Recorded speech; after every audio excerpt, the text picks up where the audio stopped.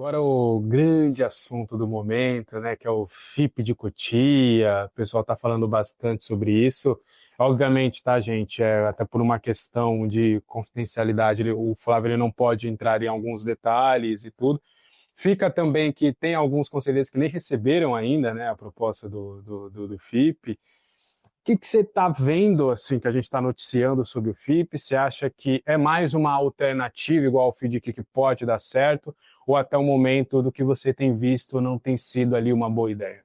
Então, Alexander, na verdade, o Conselho Deliberativo não recebeu os documentos, não recebeu o contrato para avaliar, para deliberar, até porque se nós tivéssemos recebido, nem poderia conversar com vocês sobre o tema.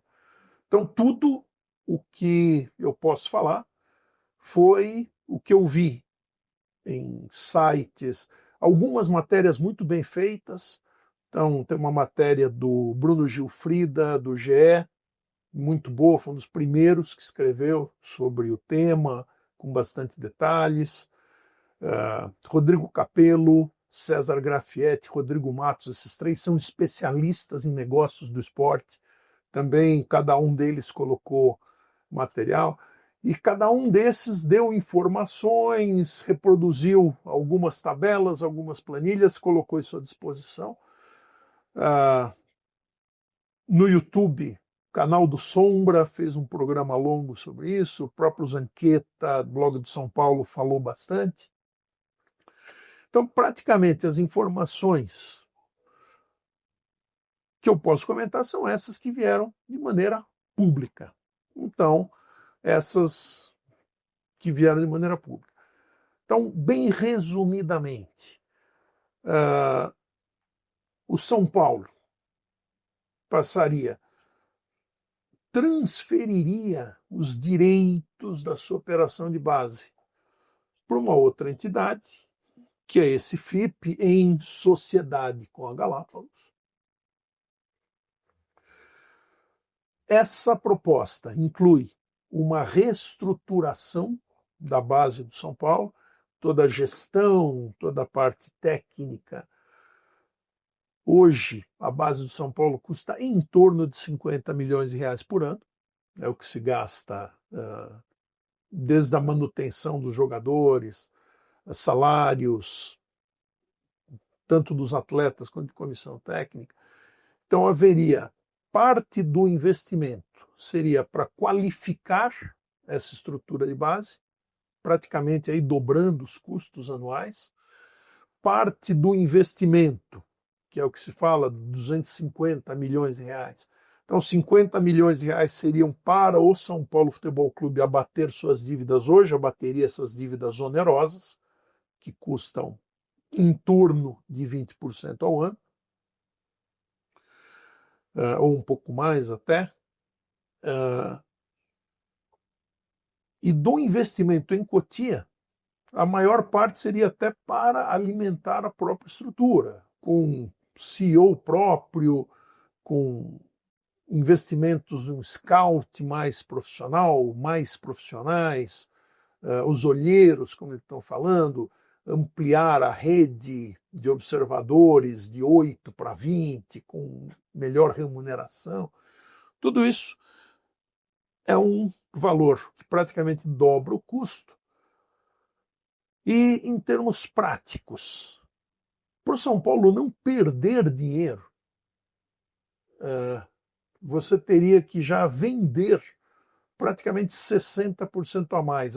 Então, existe uma estimativa que nos últimos 10 anos o São Paulo tinha uma média de vendas de jogadores de 120 milhões, que isso vinha gerando um resultado líquido para o clube, 75 milhões de reais. Para você não perder com esse aumento de custo de estrutura e com a parceria, 30%, praticamente esses 120 milhões já tinha que se subir para quase 200. Então, na situação, com esse aumento do custo fixo de Cotia e a parceria de 30%, para o São Paulo não perder, você quase que tem que dobrar as vendas. Então você sai de uma média de 120 milhões precisaria chegar quase que a 200 milhões por ano em vendas só para não perder receita hoje do São Paulo. Me parece muito otimista essa projeção. Então, as projeções, o que se mostraram, particularmente ali na live do Sombra, mostrava assim como se fosse muito fácil você vender 3 a 4 vezes mais em reais do que hoje já se faz. São Paulo, um dos principais formadores de atletas do mundo. São Paulo, uma das principais estruturas para revelar jogadores do mundo. Então não parece, para mim não parece que seja tão fácil vender 3 a 4 vezes mais. E tem as questões que as pessoas têm se preocupado muito, que também me preocupam, sobre a duração do contrato. Então, poxa, isso é para toda a vida?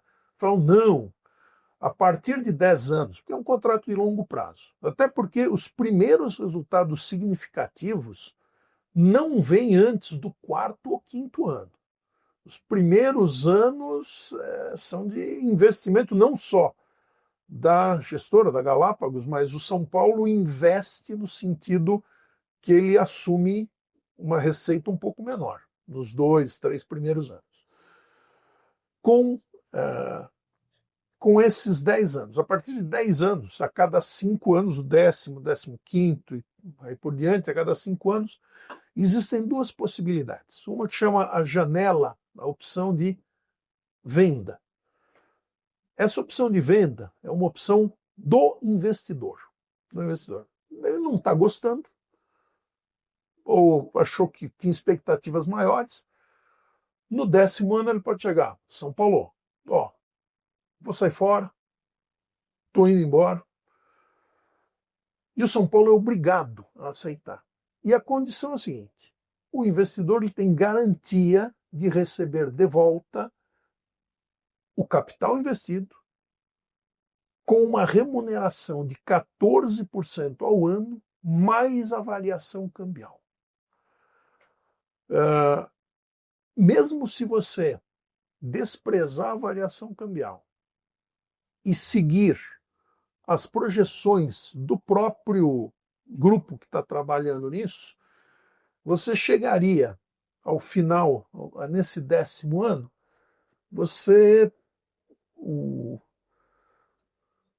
o investidor praticamente ele já teria recuperado o capital dele e o São Paulo ainda teria que pagar no ato 500 milhões para ele sair.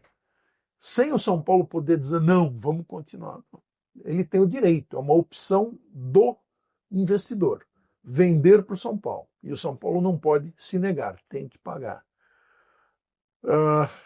É uma circunstância que dificilmente o São Paulo vai ter caixa na hora para bancar uma condição dessa.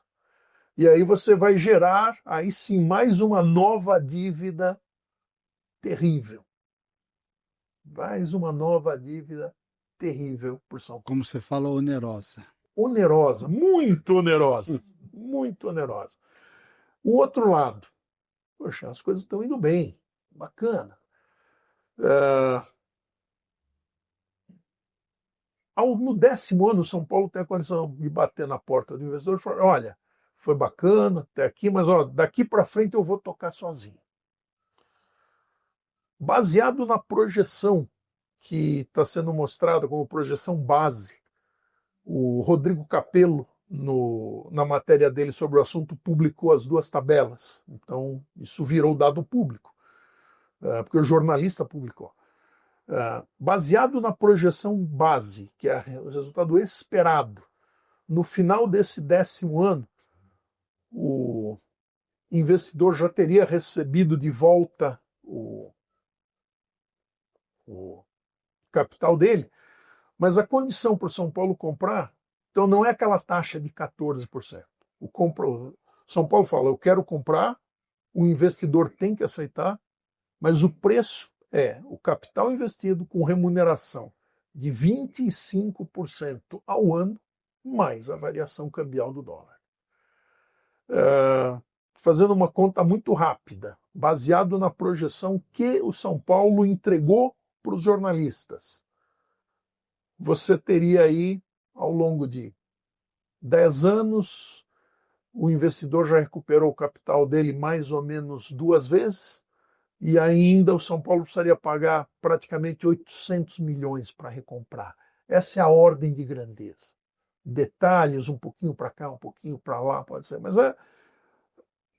Ou seja, é inviável, é um negócio para sempre.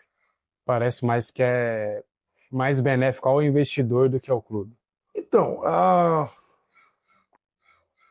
antes, né, um disclaimer óbvio, a Galápagos é uma empresa extremamente conceituada, é uma empresa absolutamente idônea e muito competente no seu negócio, que é defender os próprios interesses e dos seus cotistas, dos seus investidores. Quem tem que defender o São Paulo somos nós. As categorias de base do São Paulo, né, para qualquer torcedor, do mais simples torcedor até os mais requintados torcedores tricolores, sabe que Cotia é a galinha de ovos, né, a galinha dos ovos de ouro do São Paulo. E é por isso que é uma preocupação muito grande essa parte do FIP de Cotia. É uma coisa que realmente deixa todos os torcedores de São Paulo muito preocupados. Agora, eu queria perguntar uma coisa para você hoje, do jeito que está.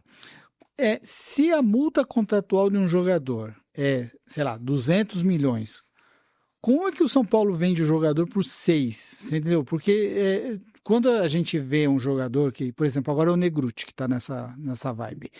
O Negrutti jogou bem 2 jogos e está com o contrato a vencer. Então agora o São Paulo começa a correr atrás para renovar o contrato do Negrutti. Aí aí consegue renovar, faz aquele contrato, a multa rescisória dele é de 200 milhões. Aí o ano que vem o Ajax leva por 6 milhões. Como que funciona isso? Porque eu não consigo entender. Eu sei que para vender pelos 100 e poucos milhões é difícil, mas 6 milhões, o São Paulo tem vendido os jogadores com menos de 10% do valor da multa contratual. Ou eu estou enganado? Então, Lídio, É como se eu tivesse um carro que custasse 300 mil e vendesse ele por 3 mil reais. leis de mercado. Quando o mundo todo sabe que você está desesperado, precisando de dinheiro, vão te oferecer menos no que você tem para vender. É pura e simples leis, são puras e simples leis de mercado. Estamos vendendo talvez o mesmo jogador, se ele tivesse, eu não vou falar no Palmeiras, não vou falar no Flamengo, mas se esse mesmo jogador estivesse no Mirassol, que não está desesperado precisando de dinheiro, ele seria vendido por mais, seria melhor vendido. Essa é a questão. Você vai ao mundo, diz, puxa, eu tenho que dar superávit de qualquer jeito esse ano. E a única coisa que eu tenho para chegar no superávit é vender os jogadores. É óbvio que as propostas serão menores do que aquele que está confortavelmente esperando para receber uma proposta pelos seus atletas.